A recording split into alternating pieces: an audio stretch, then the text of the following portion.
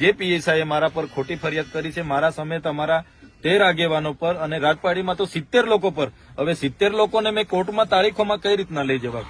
એટલા લોકોને મારે કોર્ટમાં લઈને ફરિયાદ કરવાની કોર્ટ નહીં બોલાવે. એટલા માટે તમે ઘરે જવામાં મને વાંધો નથી. તમે પૂછી લો તમારા એ તપાસ અધિકારીને, ભાઈ આ એફઆઈઆર ખોટી છે, રદ કરવાના છો કે કેમ? સમારી ભરી દે તો અમે હમણાં ઘરે જઈએ.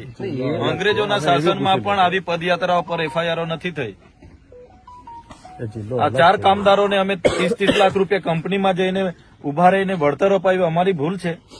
હવે માણસ મરી જાય, 10,000 કરોડની કંપની છે તો 30 લાખ આપ્યા એમાં શું વાંધો છે? અને કંપની વાળો બિચારો તો રાજી ખુશી આપ્યા છે, તો એમાં બિચારા એફઆઈઆર બી પોતે પીએસઆઈ અરજદાર બને છે. તો આટલી તો કેવી પોલીસની મજબૂરી છે કે પીઆઈ અરજદાર બને, પીએસઆઈ અરજદાર બને?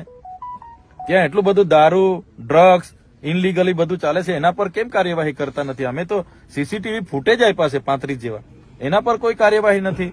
અમારા પર ઉપરા છાપરી રાતોરાત 2 એફઆઈઆર થઈ જાય 70 લોકો પર. યાર અમારે કે પછી છોડી દેવાનું છે? એટલે અમારા ન્યાય માટે અમે તો નીકળેલા છે. પોલીસને યોગ્ય લાગે પૂરવાના હોય તો પૂરી દો. તમે કેવું છો કે અમે બોલાવીશું, તો તમે અમારું બજેટ સત્ર ચાલુ થાય ત્યારે બોલાવશો?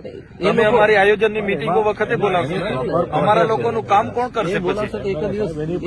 ના, એટલે અમે આજે અમારી પાસે ટાઈમ છે, મહિનો. તમે આ ડિસેમ્બર જાન્યુઆરી છે, પૂરી દો. અમારું પછી બજેટ સત્ર ચાલુ થશે ત્યારે અમારે લોકો માટે અમારે વિધાનસભામાં બેસવું પડે છે. ત્યારે પછી તમે જેલમાં બેહાડી રાખશો તો લોકો માટે કોણ બોલશે? આમાં જેલમાં જવાનું ક્લિયર થતું નથી. બીજું આપને જે દિવસે મીટિંગ ઉપરાચાપરી એફઆઈઆર એટલા માટે કરેલી છે કે આ ભાઈ માથા ભારે, એટલે ખરી ચૂંટણીમાં મને અહીંથી તડીપાર કરી દીધો હતો. એટલે આવી રીતના હમણાં બજેટ સત્ર છે, લોકો માટે કઈ માંગશે, બજેટમાં ઉઠાવશે, સરકાર સામે બોલશે.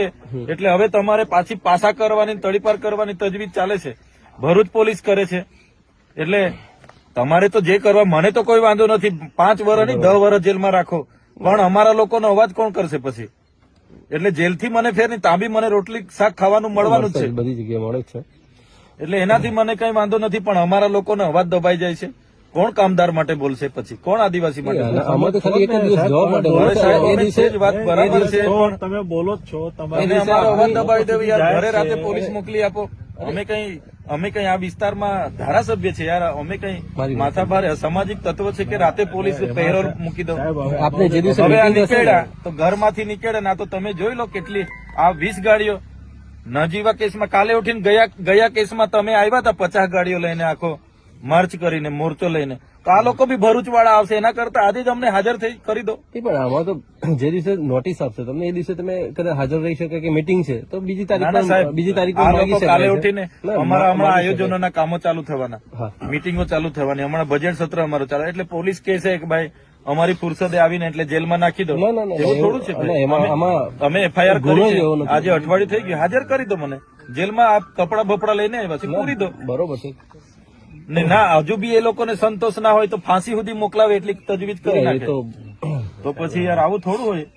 અમારા બી અધિકારો છે ને, અમે બી ભણેલા ગણેલા લોકો છે. આટલા બધા આંદોલનો કર્યા, કોઈ દિવસે અમે કાયદો વ્યવસ્થા હાથમાં નથી લીધો સાહેબ, નથી લીધો ક્યારેય નહીં. ને મારે તો 2 નંબરના ધંધા નથી કે કોઈ સાથે વ્યક્તિગત દુશ્મની બી નથી, પણ કેસો આટલા બધા આડેધડ કરી નાખીએ તો કઈ રીતનું ચાલશે? ગયા વર્ષે તમે જોયું બધું. ગયા વર્ષે 3 મહિના આખો પરિવાર, અમારા આખા કાર્યકરો જેલોમાં, ની જેવા કેસમાં.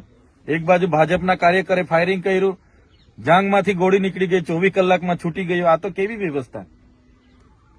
અમારા પર થાય એટલે અમારે પછી આ પોલીસ અમને હોતી વળે ચોરની જેમ. બીજા પર થાય એટલે રાતોરાત બધું સમાધાન થઈ જાય. અમે કાં ગુનો કર્યો છે? બિચારા ગરીબ પરિવારોને પૈસા તો અપાવ્યા છે, એમાં થોડી આવી. કંપની વાળો ફરિયાદ કરતો તો અમને થતું કે અમારી ભૂલ થઈ. કોઈ ટ્રાફિક અડચણ વાળો ફોન કરતો કે મારી ગાડીને આ લોકો નડ્યા ને ફરિયાદ અમે રાજપાડી કરે. હવે પીઆઈ પીએસઆઈ ફરિયાદ કરે તો અમારે શું સમજવાનું સાહેબ? આ કાયદો ને વ્યવસ્થા છે. અને અમે તો પરવાનગી માંગી હતી સાહેબ, કોઈ જાહેરનામું નથી, કોઈ ચૂંટણી નથી, તો બી 30મી નવેમ્બરે પરવાનગી માંગી. 3 ડિસેમ્બરે અમારી છેલ્લા દિવસે પદયાત્રાના હવારે કહી કે તમારી પરવાનગી નથી મળી. અભિપ્રાય પોલીસે નેગેટિવ આપ્યા છે. તો સાહેબ અમારા બી અધિકારો છે ને, અમે ચાલતા ગયા, પોલીસ અમારી સાથે હતી, તો બી એફઆઈઆર. એટલે માથાભારે સાબિત કરો, પાસા કરો, તડીપાર કરો, એટલે અમારે આખી જિંદગી જેલોમાં. તો લોકો માટે કોણ બોલશે? અમને તો કઈ વાંધો નથી, જેલો કરો, કઈ વાંધો નહીં. એટલે તમે ત્યાં વાત કરી લો, અમે ત્યાં જઈએ છીએ ત્યાં વાત હાજર કરી થઈ. લીધી છે સાહેબ આપણા એસપી સાહેબ ને બીકો એમના જોડે નર્મદા પોલીસ સાહેબ જોડે SP સાહેબ જોડે પણ વાત સહકાર આપે. ભરૂચ પોલીસ નો મામલો છે, આપણે શું કરવા જીબા જોડી કરીએ છીએ? જો અમારા માટે જ બધું સરખું છે આખું ના, એ તો ગુજરાતમાં સરખું અમારે છે, પોસ્ટિંગ પણ તમારે કેવાથી પહેલા થોડા એફઆઈઆર રદ કરવાના. એ તો અમે રદ ના કરી હા, તો શકીએ જવા દો ને, કોર્ટ સિવાય કોઈ રદ અમારા નહીં કરી વકીલો બધા રાહ જોઈએ છે. કોર્ટ સિવાય કોઈ રદ નહીં કરી શકે હું આપને કહું ના, કોર્ટની પ્રોસેસ તો અમે કરવાના છે કે જેટલી એફઆઈઆર થાય એ કોર્ટમાં જ અમારે કર્યા કરવાનું. કોર્ટમાં તો જવાના જ છે, જે અધિકારીઓ કર્યા છે એમને બી બોલાવીશું. એવું થોડું જરૂરી છે. તમે જાઓ તો વાંધો નથી, પણ તમે જે આહવાન કરીને જાઓ છો તમારા કાર્યકરો સાહેબ, public તમે મીડિયામાં કોઈ ભેગી જગ્યાએ થાય છે, બતાવો, મારો મેસેજ હોય ને, તમે બધા ગ્રુપ જોઈ લો. મીડિયામાં કોઈ જગ્યાએ મેં કોઈને કીધું હોય કે મેં ત્યાં આહવાન કરીને આવું છું તો મને બતાવો. પણ એવા મેસેજ છે સાહેબ, તો તમારા આપણે ગ્રુપમાં હોય તો છે ને. બતાવો. મેં તો સાંજે પોલીસના ફોન આવ્યા હતા, પોલીસને મેં કીધું કે હું કાલે જાઉં છું. ટ્રાફિક છે, law and સીધી order વાત છે, મારે ક્યાં છુપાવવાની છે?